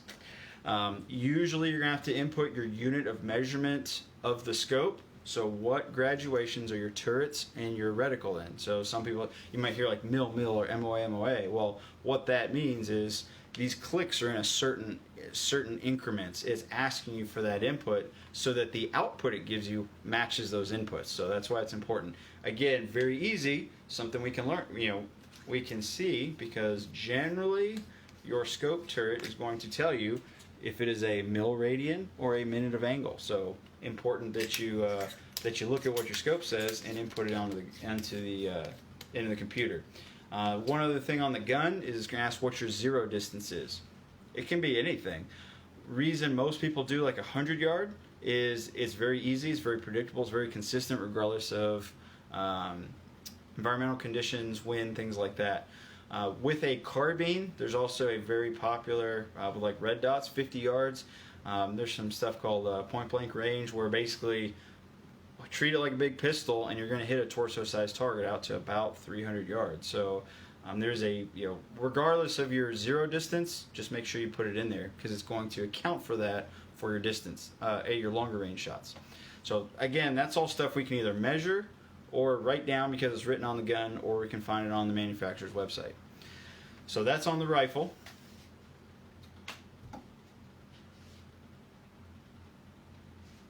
Now we'll talk about the ammo, the bullet. So there's a couple pieces of information off of these that you need to input.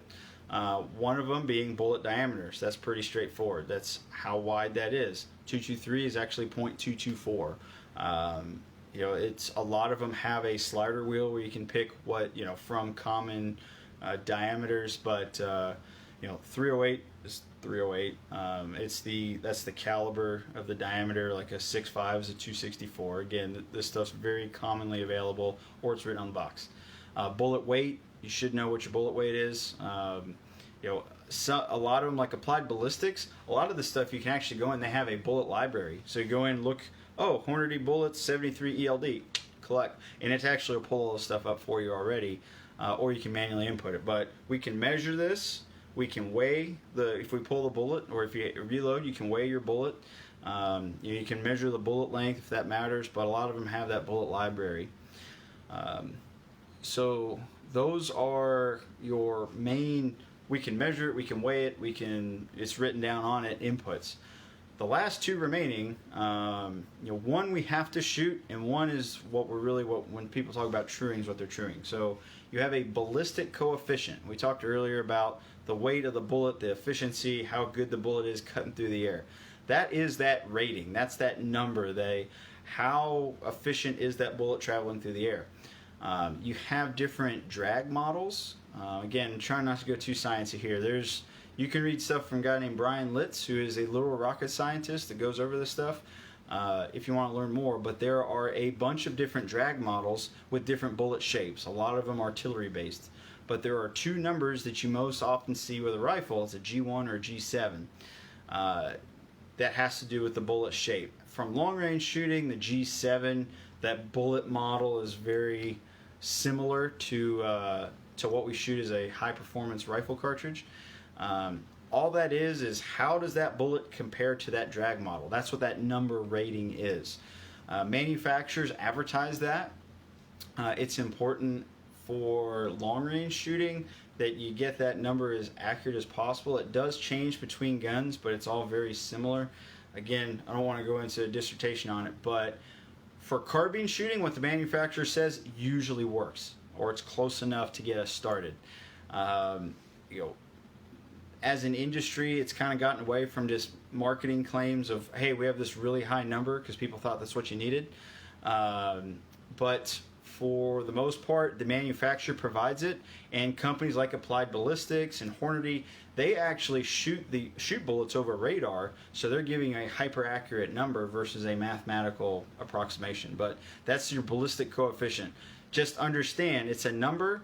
There's drag models. Make sure you use the right number for the right drag model and punch it in. For carbine shooting, it's good enough.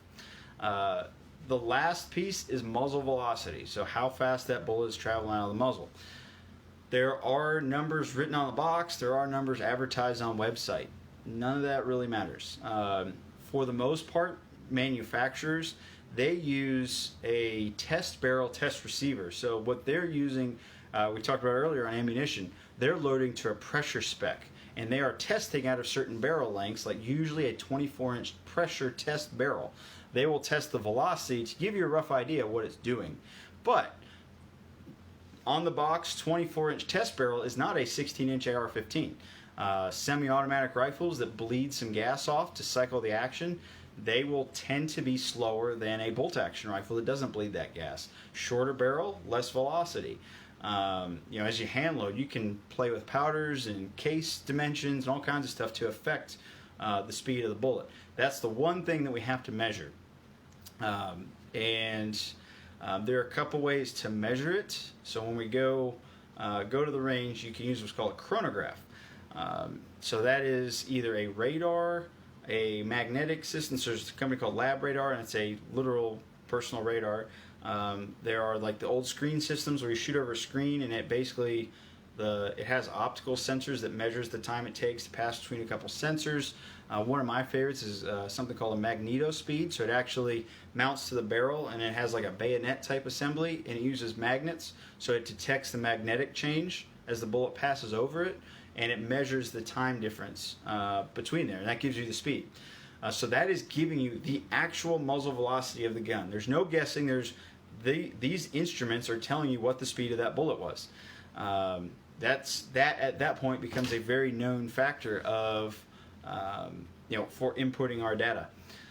Now you can, if you don't have those, if you don't have any buddies that has anything like that, or maybe if there's like a club, a long range club at your gun club, or a group of guys that shoot matches, somebody might have one you could borrow and shoot your data. If you don't, what you can do is you can either write the input that was on that box, even though I said don't do that. You can look at, you can pick an arbitrary number, and it'll give you a bullet drop at about 300 to 400 yards. You can either hold over that amount, or if you have a tall enough target, so let's just say we're shooting at an extremely tall target, I can just aim at the top, and the bullets will hit somewhere down here, and I can measure that difference. Now I can use that difference depending on your ballistic app. Some of them have the ability to just input that offset and spit out a number, or you can adjust that number. So say I just guess and say, okay, my 77 grain bullet was 2,700 feet a second, but I shoot it and it drops a certain amount. Well, if it's supposed to drop 14 inches but only drop 12 inches, well, I can go in and adjust that speed until at 300 yards it dropped, the calculator matches that speed, so maybe it's 2750 or something like that. So you can back into it with some trial and error. Just costs a little bit extra ammo, or some smart thinking on your target selection, things like that. But highly important that you use the muzzle velocity for your gun. I have multiple guns, like I have multiple ARs that are 16 inches in length. I could have 100 feet a second difference between barrels. Not all barrels are made alike. Not all lots of ammo are made alike. That's why it's important to shoot your data. Again, 200-300 yards, not a big deal. 600-700 yards, big deal. So important to do that on that muzzle velocity. When you go to actually shoot on the day of, you can input on the calculators. They'll have atmospheric data. A lot of the apps will have an acquire from device or acquire from local station. So what they'll do is they'll use your cell. This is in terms of a cell phone. They'll pull from a rough, some kind of weather app, what's roughly in the area.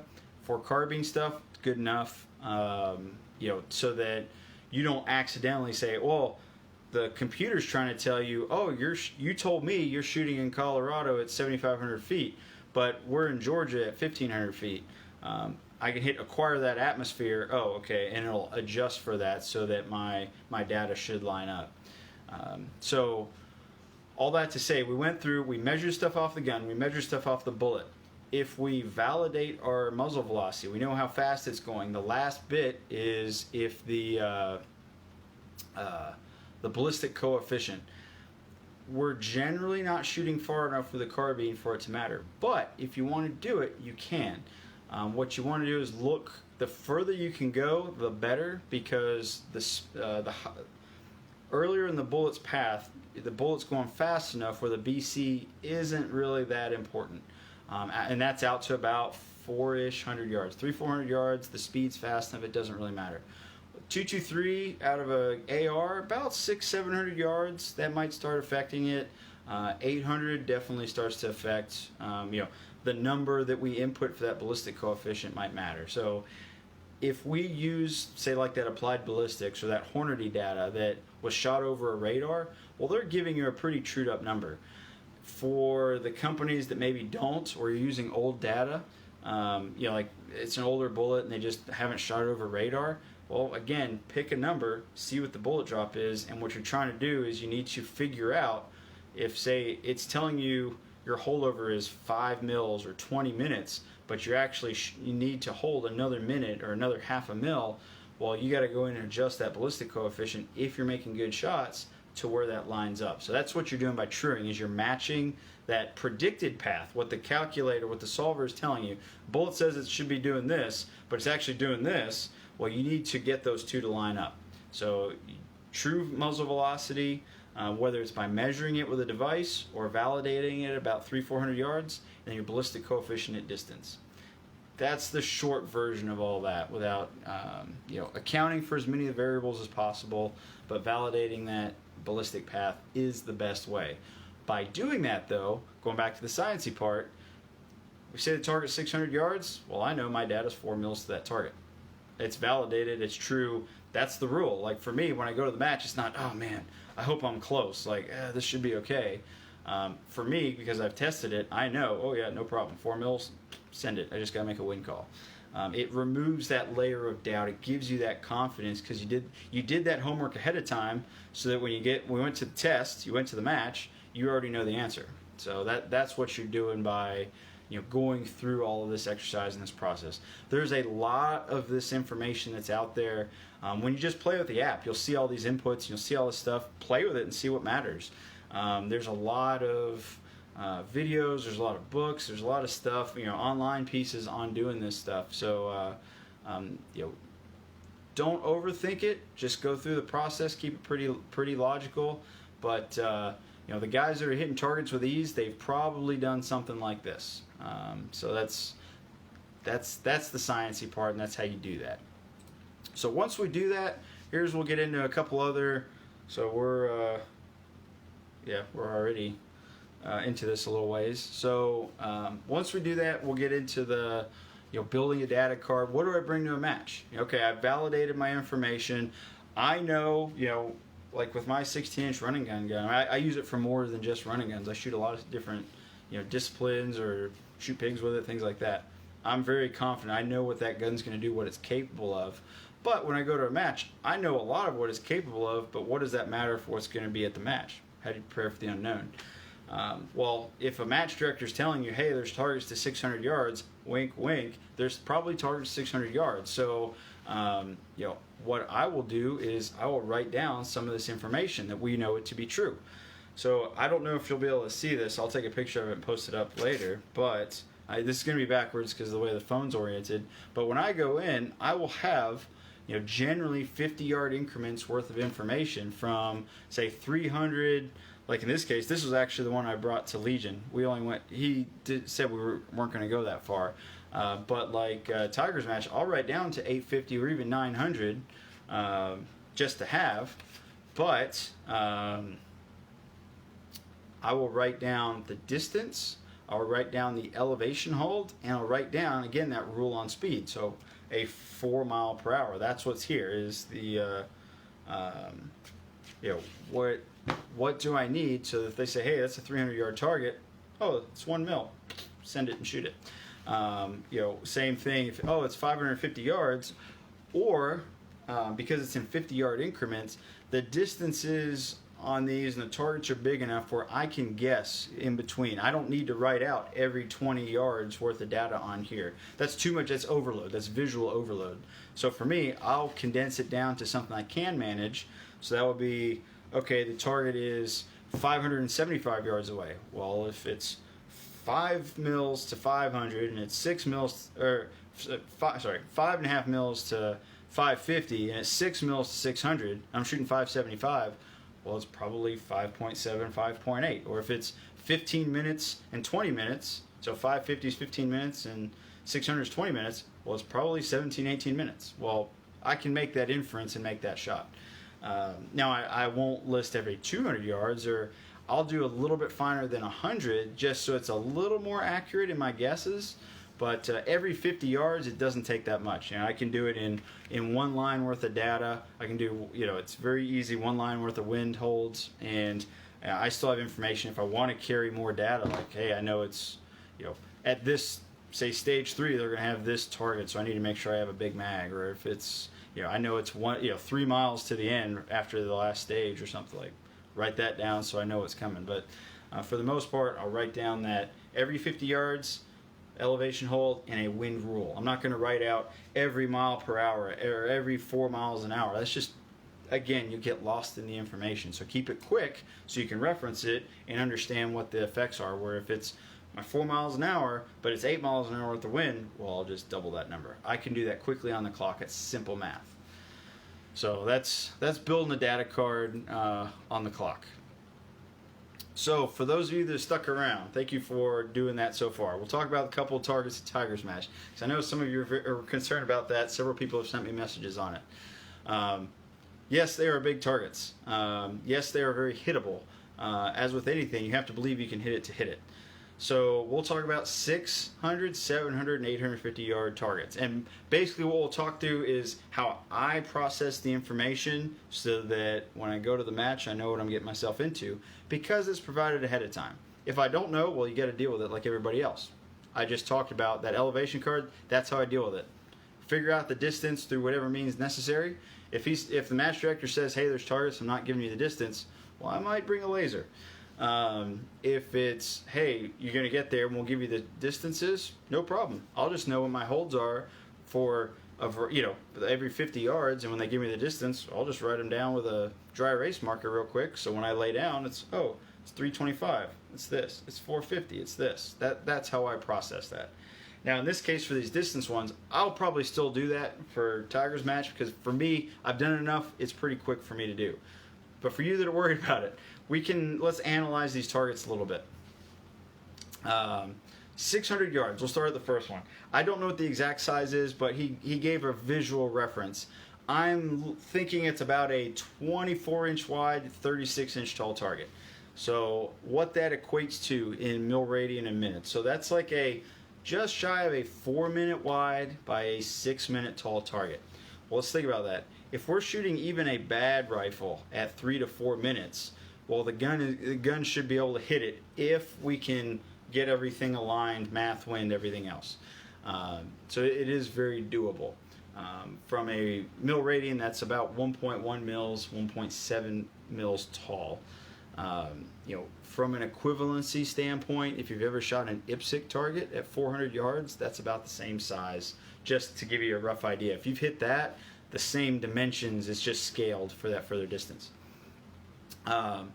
For me, running the math at 600 yards, my bullet drops 4.1 mils. So 4.1 mil radian is what I would need to hold above the target. On a big target like that, I just know, okay, I need to hold the 4 mil line. The difference between 4 and 4.1 mils on a giant target doesn't matter. So I'm not saying bad rifle, Bruce. It's by bad rifle, that's the AKs. I mean, those are like, yeah, you might get 1 out of 5 million that are good, but the FAL is a connoisseur's gun. So anyways, there you go. Everybody picking on Bruce. But so ballistically, 4.1 mils, 4 mils, you have a rough number, you're going to be close enough to hit it. Height wise, going back to if you don't get a chance to true things up, because it's so tall, 1 mil at that distance, that's quite a bit of variance. Like, your speed can be off 50 feet a second or 100 feet a second, and you're still going to be within the elevation of hitting the target.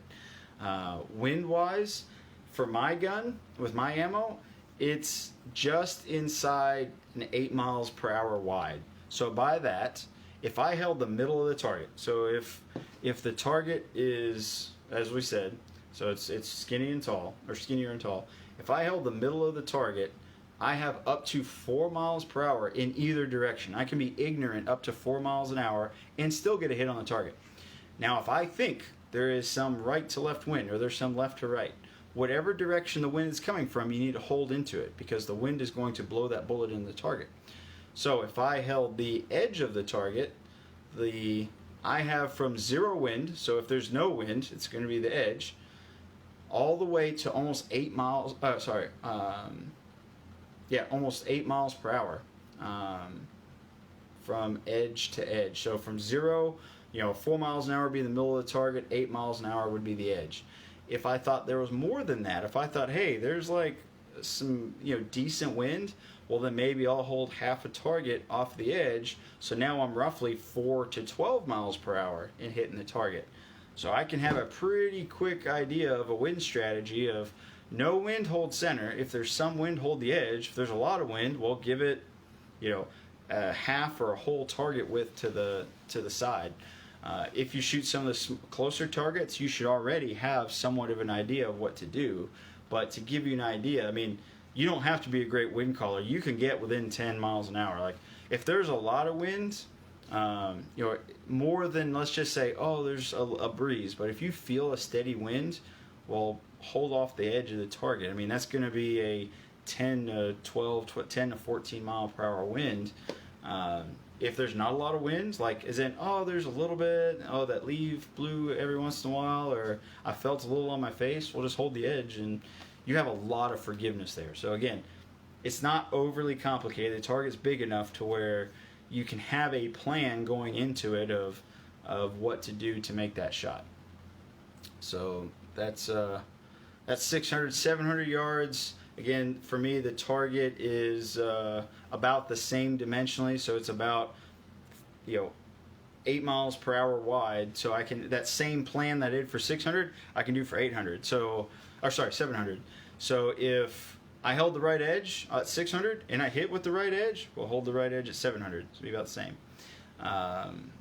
And then, but if I needed to hold a half a target right, off of the edge, we'll hold the same and go out. The target is bigger than it is at 600, so it's scaled appropriately to be about the same. Now, the 850 yard bonus shot is a little bit trickier.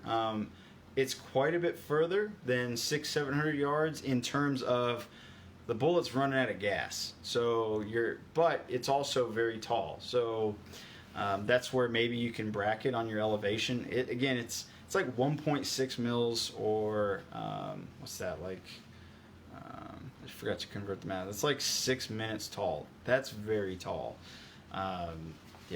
Hold center on your elevation, send a couple rounds. Again, if your ammo's inconsistent, don't necessarily go crazy chasing it. Maybe shoot 2 or 3 adjusting for the wind, and you'll probably get it in there. In my case, on that target, it's only 5 miles an hour wide, so that's where paying attention to my other shots might make a difference for me. So if I saw something, like if I held right edge and hit right edge, well, on the last targets, well, then I have a better idea. Or I held right edge and hit left edge, well, maybe I need to add a little more wind on that far target. So having a plan going into it. That 850 is a bonus target. Just remember that. You only have to get to 700 on the clock. The 850 has to be shot on the clock, but if you don't hit it, it's not going to hurt you. Or sling 2-3 rounds at it and walk away and don't burn the additional time. So go into it with a plan. It's hittable. Have an apply with the, as far as the wind goes, and you'll generally get close if you can apply shot fundamentals. So Let's see here. A couple other questions that we had, and this is kind of getting, unless there's other questions, now's the time we'll get into a few more specifics on some stuff people asked about. One that was asked about was angled shooting, and by angled, we'll first talk about slope to the target. So that's we're up here, target's down here, or vice versa. We're up high, target's down low, or sorry, target's we're low as the shooter and target's high. This is something that I think it's blown a little bit out of proportion. Again, with a carbine, it's not as big of a deal unless the distance really increases. So it's pretty easy to figure out. It's all math-based. Like if you're seeing a trend on long-range shooting, it's math-based. There's been enough people doing it where they've kind of figured some rules out on it. Generally speaking, if the slope is 10 degrees or less, I'm not worried about it. The reason why, mathematically, you can get the charts, it's called a cosine value relative to the degree. So you're basically making a triangle. So say if you're high and the target's low, well, there's where you are, where the target is, and you can measure that line distance. You can also measure that angle. Well, you can measure the reverse angle, and you can figure out what your adjustment for the shorter distance is. Trigonometry. You can also, again, your apps can account for it. Mil.masters can help you account for it. But there's a mathematical value. So if it's, say, a 10 degree angle to the target, so from where you are towards, it's either a 10 degree down or a 10 degree up, you can make an adjustment to your data, to the distance to the target, to your elevation data, to make a shot on the target. The best way, and again, this is more getting into the precision rifle side, the best way to calculate it, let a calculator run the math, input the actual true distance to the target and the true angle of the gun. There are some field expedient things where you can apply that cosine value just to the target distance, and it gives you an adjusted distance. So a lot of laser rangefinders will do that. They'll account for that. So say if it's 600 yards straight line, but because of the angle, it's only 500 yards, and it spits out that 500 yards. Inside that 600 yards, that is probably okay. As the distance gets further, that's not okay. Reason being, if you just input a shorter distance, the calculator is not thinking about the other couple hundred yards worth of winds, air drag, things like that, so the bullet's slowing down at a different rate. I can post this up. I've got the math here. I won't recite all this off, but with a carbine at 500 yards, a 30 degree angle, like 30 degrees is huge. The average slope of most mountains is 30 degrees, except for you're not getting to the summit, but like a naturally settled, like the general peak, that's about a 30 degree slope. If you stood at the base shooting the top, would be a 30 degree angle. The gun's really angled up quite a bit, or angled down quite a bit. At 500 yards, that's like a 10-inch difference. At 500 yards with an M4. At 1,000 yards, it gets quite a bit different. But for the most part, don't overthink it. What you might think or what might feel like a lot of angle is usually less than 10 degrees. With the exception of doing some shooting in Idaho and mountains and California in a couple places, I haven't shot a PRS match where I've really had to see that, and we're shooting targets small enough where it matters. With carbines, again, you're really not shooting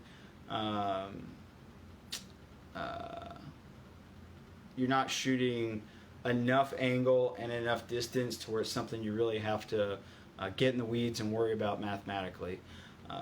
At closer distances, again, just do what you would normally do, unless you're shooting like a very extreme angle past about 400 or 500 yards. That's a weird thing. Like it might be advertised, hey, you're shooting off a tower that's that's 100 feet in the air. Well, maybe you write something down, but again, just maybe hold a little low on the target and you'll be okay. So again, don't get in the weeds. It's mathematical based. There are some field expedient things to it, but they work only out to a couple hundred yards. Ballistic calculator is really going to, if you really need to make that tight shot, ballistic calculator is really going to do it. Go through the process. Don't just rely on an adjusted range a rangefinder gives you. run the range, run the angle. That's the best way to make those kind of shots. Fun fact, if you're shooting exactly straight down, you just hold center, even if it's 1,000 yards away, because gravity's pulling the bullet straight down. There's no offset to that. Let's see here. So canted rifle shooting, this was one I think everybody that's ever shot a barricade has probably seen. So by that, so we talked about canting the rifle this way, so tilting at the angle of the gun. For the most part, that's not a big deal. Now we're talking about rolling the gun. So some call it canted, rolling the gun, whether it's barricade, whether it's under a car, whether it's, real world stuff, or maybe you're trying to like lay low over a hood or shoot over a, like the edge of a, like sidewalk or something like that, trying to stay real low to the ground under cover. What's happening is, so ballistically, when we sight in the gun, the scope, we talk about height over bore. So mechanically, the scope is above the barrel, and when we zero, we account for that. Because the bullet, from the time it leaves the muzzle to it gets to 50 or 100 yards, the bullet is dropping some, but the scope is also angled, so we're trying to merge all that. Now when we roll the gun, that alignment gets out of whack, basically. The best thing to do, because every scope mount is different, as far as height-wise, the bullet speed, how fast it gets to the target, the bullet weight, where the the barrel sends the rounds. Not every barrel is made equal, so you may actually be compensating for a little bit of a high or a low offset, just because that's where the barrel slings the bullet out when you zero the gun. Best thing to do is actually at like 100 yards, shoot with the gun sideways and measure that offset. Because of that, it's fairly consistent. If you roll the gun to the left, you're going to miss to the left, because instead of the scope being straight up, well, now the barrel is in line with the target, but the scope is off to the left. So it's trying to merge that offset and everything. You're going to tend to be low, and then to whatever side the scope is favored on. The quick rule of thumb: mag side high. So by doing that, when we roll the gun, so if the bullet's going to impact the direction of the scope, generally the magazine is on the opposite side of the barrel. As Nick says, shoot, canted, measure.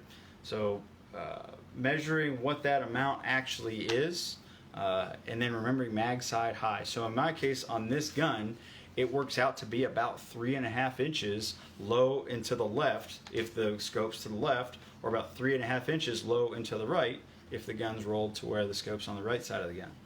For me, my reticle, my crosshair in the gun, is a 2 mil radian circle. So I know, I posted some pictures on the, like a little, not quite animation, but just a couple pictures on the page for this, to where,